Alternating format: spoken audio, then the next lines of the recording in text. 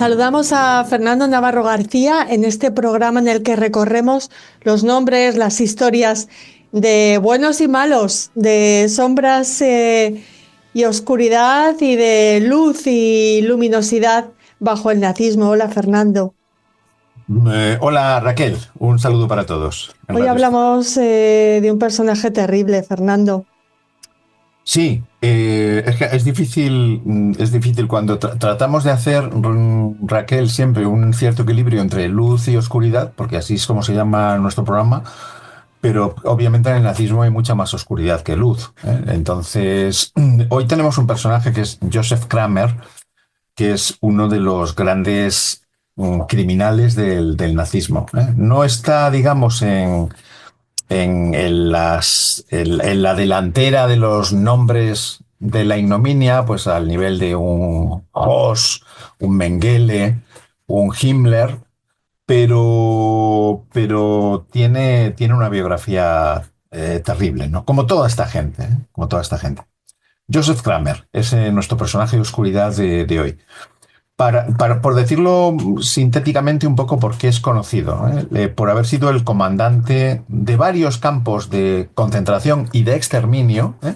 Yo creo que aquí en esta emisora no hace falta distinguir, ¿eh? Lo que es campo de concentración con lo que es un campo de exterminio, pero sobre todo por haber sido el comandante del campo de Bergen-Belsen, ¿eh? En los últimos meses de la guerra, cuando ya Alemania estaba en retirada y los principales campos de exterminio estaban ya siendo liberados, ¿no? Pues dentro de muy poco vamos a recordar la liberación de Auschwitz, ¿eh? Que es el Día Internacional también de memoria de la Shoah, del genocidio. Fue a finales del mes de enero. Bueno, pues este hombre estuvo como comandante de Bergen-Belsen durante los últimos meses de guerra, ya después de liberado Auschwitz. Ojo a este dato, porque tiene su cosa. Lo vamos a ver. Nace el día de noviembre de 1906 en la ciudad de Múnich.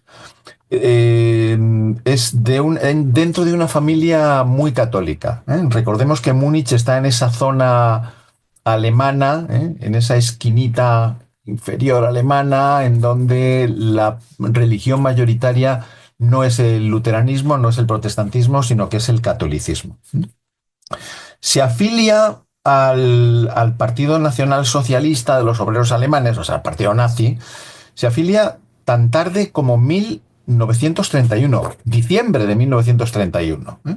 O sea, no fue Joseph Kramer no fue uno de los viejos camaradas que decían ellos, ¿eh? Uno de los viejos luchadores del partido que habían estado con Hitler desde los orígenes a primeros de los años 20, sino que realmente este se apunta al partido nazi, se afilia al partido nazi en diciembre del 31, que es muy tarde ya, cuando el partido nazi ya realmente ha pegado una subida enorme en las elecciones de esa muy deteriorada República de Weimar. Y un año después, en el 32, se inscribe en las SS. Bueno, con el número de identificación, el 32.217. En el año 32, un año después. Su primer trabajo en esta espiral en la que ya se va a meter de tortura, de depravación y de asesinatos, su primer trabajo es en el campo de concentración, en este caso sí, es campo de concentración, y especialmente en el año 32, en el campo de Dachau, Dachau, de 1936 a 1937. ¿Qué funciones tiene en el campo? De poca responsabilidad, de mucho daño, pero de poca responsabilidad, ¿eh? Él es vigilante. En ese momento, como SS, vigila el campo de Dachau. En el año 37, durante los tiempos, no llega a un año escaso el que está como vigilante en Dachau, ya lo destinan a Sachsenhausen, ¿eh? Nuevo, y ya experimenta lo que es el trabajar en otro campo de concentración. Estamos hablando de una época en la que todavía el exterminio sistemático de judíos no ha comenzado. Digamos que la solución final de la conferencia de Wannsee todavía no ha empezado. Existen, evidentemente, políticas antisemitas, persecución de judíos y, desde luego, la exclusión de la vida civil de Alemania después de las leyes de Nuremberg, pero el exterminio propiamente dicho, y como él lo va a experimentar y lo va a desarrollar, todavía digamos, no ha empezado la cuenta atrás. Del año 38 al año 40 lo destacan a un nuevo campo de concentración. Este ya lo conocemos muchos, especialmente en España, porque hubo muchos republicanos que se habían exiliado a Francia y que terminaron, cuando la caída de Francia, terminaron en este campo de concentración, que no es otro más que el de Mauthausen. Y en 1940 se convierte en adjunto de un personaje muy conocido en el mundo de la oscuridad del nazismo, que es Rudolf Höss. Todos lo recordamos por haberlo visto, bueno, pues por ser uno de los protagonistas de la película de Spielberg, ¿no? La lista de Schindler. Es el comandante del campo de exterminio, aquí sí, exterminio, de Auschwitz. En el año 42, en junio del 42, cuando Alemania lleva ya un año de invasión en la Unión Soviética, y donde todavía parece que bueno, ya se están atascando, ¿eh? Ya en junio del 42, Alemania, ya más allá de la embestida inicial que tiene en el mes de junio del 41, ya no avanza con facilidad, y de hecho empiezan a ser embolsados en algunas zonas, etcétera. Pero en el año 42, como decía, en junio, lo nombran capitán de las SS y sigue de servicio activo en el infausto campo de exterminio de Auschwitz, en donde está hasta 1943. En el 44 experimenta, y aquí que se debe entender la palabra en toda su polisemia, experimenta en el campo de concentración de Struhof-Natzweiler, en donde él es el responsable, Joseph Kramer, de seleccionar a 80 prisioneras, femeninas, son mujeres, para que sean asesinadas y luego enviar sus esqueletos a la Universidad del Reich de Estrasburgo, para que fueran examinados los esqueletos. Estos esqueletos, Raquel, formaban parte de una colección tristemente famosa, una colección anatómica del profesor Hirth. Él luego fue juzgado en el juicio de los doctores y fue sentenciado a muerte en Nuremberg.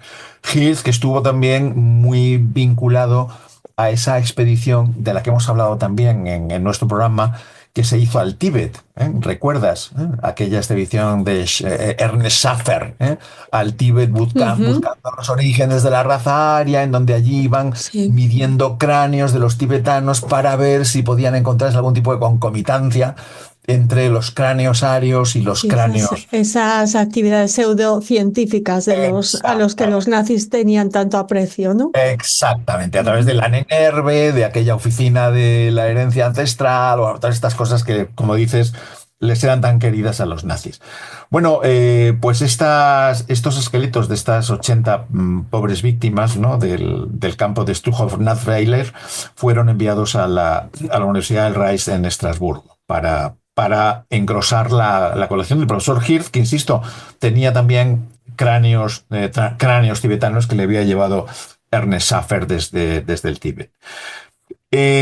Cuando lo juzgaron en el juicio de Bergen-Belsen, no en el de los doctores, en el juicio de Bergen-Belsen, tengo aquí unas declaraciones literales suyas, ¿no? Cuando le preguntan, porque él explica con todo lujo de detalles cómo asfixiaba, cómo seleccionaba a las mujeres, cómo las mandaba a las cámaras de gas, cómo las envenenaba, sin ningún tipo de reparo moral. Y cuando en el juicio de Bergen-Belsen, que es donde lo condenan a muerte, le preguntan cómo era capaz de hacer eso, él dice, leo literal: porque se me había ordenado matar a 80 internos de esta manera.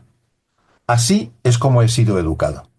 En resumidas cuentas, esto recuerda mucho también al juicio de Eichmann en Jerusalén, cuando él apela al principio de la obediencia debida. Sí, Te acordarás, porque este juicio está filmado y además luego lo refleja muy bien Hannah Arendt, ¿no? sí. En La banalidad del mal, Eichmann en Jerusalén. Y un poco el argumento de Eichmann es el mismo que el de Kramer. Él dice, yo hacía las cosas que hacía porque me habían dado la instrucción de que las hiciera. Sí, porque recibía órdenes que tenía que obedecer, ¿no? No, Simplemente. ya está. Ujú. Y si me hubieran dicho que matara a mi madre o a mi hermano, pues lo mataba, porque es así, fíjate la frase, así es como he sido educado. De alguna manera es echar como siempre balones fuera y es decir, bueno, yo lo hago porque hay otro por encima de mí que me ha dicho que lo haga. Y yo, como soy un robot, como soy un androide, pues me limito a acatar órdenes sin que haya ningún tipo de valor, de juicio moral por mi parte, ¿no? Entonces, bueno, es un poco esa deshumanización de estos líderes nazis. No olvidemos que estamos hablando de un comandante de un campo de exterminio, ¿eh? O sea, es el director general del campo de exterminio, es el que toma las grandes decisiones sobre la vida y la muerte de la gente que allí malvive, ¿no? En el año 44 es transferido un muy breve periodo de tiempo como comandante al campo de Birkenau, lo que se conoce como Auschwitz II, y el 1 de diciembre de ese año, en Auschwitz II, en Birkenau, él está 3 4 meses, no está más tiempo, pero el 1 de diciembre del 44 lo trasladan a Bergen-Belsen. Y aquí es donde realmente él ha sido tristemente conocido, porque es donde tiene más capacidad, es donde interviene más y actúa más, para desgracia de las víctimas que allí estaban. Eh, Bergen-Belsen era una especie de nuevo Auschwitz que no tiene cámaras de gas, porque la idea era una especie de campo de concentración del que luego se pretendía ir suministrando los seres humanos allí almacenados. La intención que ellos tenían inicialmente, insisto, con Bergen-Belsen es que desde allí se fueran destinando en partidas diarias a otros campos de exterminio que estaban en pleno funcionamiento. ¿Qué ocurre? Que esto sucede en diciembre de 1944, es cuando cuando lo destinan como comandante a Bergen-Belsen. Y Auschwitz es liberado en enero del 45, o sea, a escasas semanas de su llegada a Bergen-Belsen. ¿Qué sucede entonces con Bergen-Belsen? Pues que es un campo que inicialmente, cuando él llega, tiene 15.000 prisioneros, 15.000 víctimas, futuras víctimas, cuyo destino final, insisto, era las cámaras de gas en otros campos, pero al irse liberando los otros campos ante el avance fundamentalmente soviético desde el este, eh, muchos de los prisioneros que salen de Auschwitz y de otros campos en las proximidades son trasladados, son reubicados en Bergen-Belsen. Y allí él se encuentra como comandante de un campo que está superpoblado, que no tiene cámaras de gas para proceder a exterminios masivos, pero en donde él, su principal cometido es liquidarlos. ¿Cómo lo hace? Es lo que amerita que le dieran el calificativo de la bestia de Belsen. Bueno, pues lo hace a través de malos tratos, de dejar de alimentarles, de torturar, de apalear, de hacinar a las personas en unas condiciones absolutamente inhumanas. Y de esa manera, pues mira, te voy a dar un dato. Marzo de 1945, en un informe que él se conserva, ¿eh? Esto es lo que luego a él le lleva a la muerte. En un informe de marzo de 1945, él declara que en el campo hay 45.000 prisioneros. Llegó a ver Raquel unas semanas después hasta 65.000, fíjate qué cifras. Y él confirma en ese informe que cada día están muriendo, él declara que de tifus, Sí. están muriendo 300 personas al día. Bueno, pues me parece, es una cifra alemana y eran muy estrictos, pero me parece incluso Sí, una cifra eh, baja, reducida, ¿no? Sí, baja. baja con lo que sabemos de las Exacto, condiciones de Bergen-Belsen, el campo en el que, por ejemplo, murieron Ana Frank y su hermana, Margot. exacto. Ujú. Exactamente, exactamente. Pues, pero bueno, es que hay que ver en qué condiciones estaban. Quiero decir, Luego, mira, cuando el campo es liberado, poco tiempo después, se encuentran 15.000 cadáveres, 15.000 cuerpos, más luego las personas que fallecieron pocos días y pocas semanas después, porque son las imágenes terribles que hemos visto, ¿no? Él se quedó en el campo, hay que decirlo, cuando llegan los británicos, porque este campo es liberado por las tropas británicas. El 15 de abril, él es arrestado por los ingleses y se le enjuicia en un tribunal británico en Nuremberg, que lo condena a muerte. Lo condenan a muerte, por cierto, con la perra de Bergen-Belsen, Irma Gris, que yo creo que hemos hablado de ella en nuestro programa y si no lo hemos hecho, no tardaremos en hacerlo. Sí, es una figura que conocemos bien aquí también Sí, en Radio es muy Sefarad, sí. conocida, es digamos de las caras más conocidas, porque además si la cara es Ujú. o el alma, en el caso de Irma Grisé es terrible, ¿no? Bueno, parece que habían tenido relaciones sexuales los dos en el campo. Hay que ver también el rostro de este hombre. Físicamente recuerda mucho, pero más embrutecido todavía, a la cara de Hess, de Rudolf Hess, el lugarteniente de Hitler, un tipo prácticamente unicéjulo, con una ceja enorme, una cara cuadrada, pero totalmente cuadrada y con una expresión realmente animal en el rostro, en el rostro. Bueno, él es condenado a muerte y es ahorcado en Hamelin el 13 de diciembre de 1945. Lo ahorcan junto con la que había sido su amante, con Irma Grese y con otros celadores del campo de Bergen-Belsen.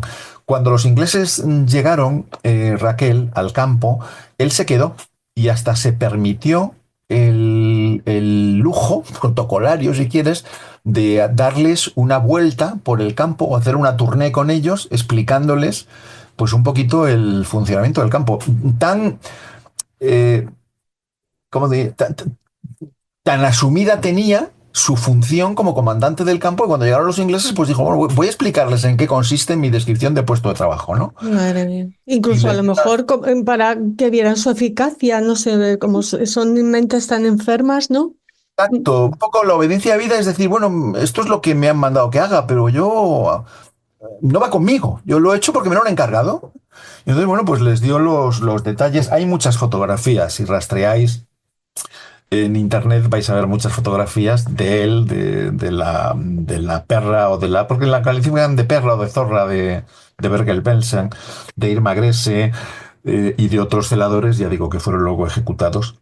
Y en este caso, pues hombre, sí tuvieron el fin que criminales de esta categoría merecieron, ¿no? A diferencia de otros personajes que hemos visto también en nuestro programa que murieron en su cama y en ocasiones hasta rodeados de honores, ¿no? Pues nada, un personaje, ya digo, menos conocido, no está en la primera línea de los nombres para la infamia, de los muchísimos que aporta el Tercer Reich y esta etapa de la historia, pero bueno, un personaje Ujú. terrible, esto también. Pues gracias como siempre por acercarnos a la verdad, a los datos y a las historias de estos personajes tan deleznables y que debemos seguir recordando para que no se olvide. Muchísimas gracias, Fernando. Dime. No, gracias a vosotros, Raquel. Sí, hay que recordarlo, porque Sí. lo hemos visto en alguna otra ocasión también. El antisemitismo no ha muerto nunca, pero Ujú. yo creo que hoy está más vivo que nunca desde el final de la Segunda Guerra Mundial, por desgracia.